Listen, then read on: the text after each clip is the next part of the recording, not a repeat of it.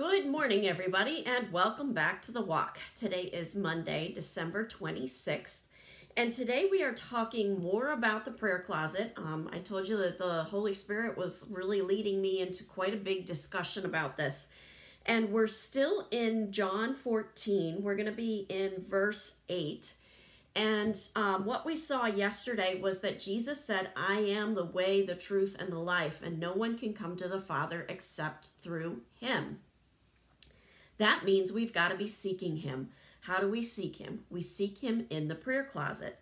So that brings us to verse 8, and it's Philip said, "Lord, show us that the Father, and that will be enough for us." Jesus answered, "Don't you know me, Philip, even after I have been among you for such a long time? Anyone who has seen me has seen the Father. How can you say, 'Show us the Father'?" So in a nutshell, what's happening here is Jesus is saying, open up your eyes and realize that when you look at me, you are looking at God the Father. He's saying, pay attention, watch what I'm doing, see the things that I've been doing, use that as a model in how you serve the Lord. And he's saying, keep seeking, keep looking for me, keep watching for me.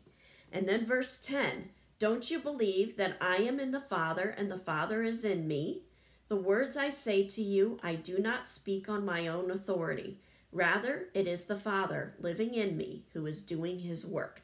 Now, since Jesus is our model, we've got to really think this through. Jesus is saying he's not speaking on his own authority. It's the Father living in him who is doing the work. And that's the model that we want to follow. We want to follow the Holy Spirit being inside of us, and that is doing the work. That is where the authority comes from. How do you get connected to that authority? Well, first you've got that salvation. You have to accept that Jesus died on the cross for you and rose again. You have to say, yes, I want you to be the Lord of my life. And then when you spend that time in that prayer closet, you are getting a deeper and deeper connection with the Holy Spirit. You are constantly getting recharged, regrouped. You're getting focused on what the Holy Spirit is telling you. You're not having any of those distractions. That privacy is helping you to tune all of that out. And that's why that prayer closet time is so important. It helps you keep that main thing the main thing. I feel like I'm saying this day after day after day, but if you're not having that prayer closet time, you're missing it. There's so much available to us. There's so much power available to us when we let the Holy Spirit be in charge and let the Holy Spirit lead. He's better able to lead when we're paying attention and we get ourselves out of the way and let him be in charge. Verse 11, "Believe me when I say that I am in the Father and the Father is in me, or at least believe on the evidence of the works themselves." Now, we are not saved by our works. We're saved by our faith. We're saved through grace because we put our faith and trust in Jesus Christ.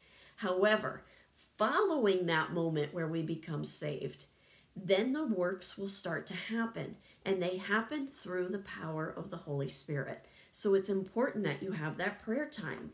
Verse 12, "Very truly I tell you, whoever believes in me will do the works I have been doing, and they will do even greater things than these, because I am going to the Father."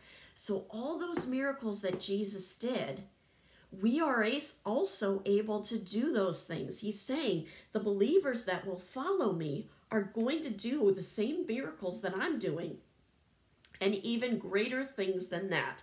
How is it going to happen? And that brings us to verse 13.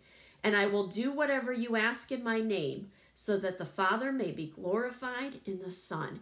It's all for God's glory. "You may ask me for anything in my name, and I will do it." Now, tomorrow we're going to look at the rest of this passage where Jesus promises that the Holy Spirit is coming. We've got to remember that connection and that still small voice of the Holy Spirit has to be something that we're used to listening for. And we get concentrated and focused on that in the prayer closet. So as you go into your prayer closet today, Get focused on Him. Let nothing distract you. Stop and listen to what the Holy Spirit is telling you to do, and keep that focus on Him as you go through your day. Have a wonderful day. God bless, and keep walking the walk.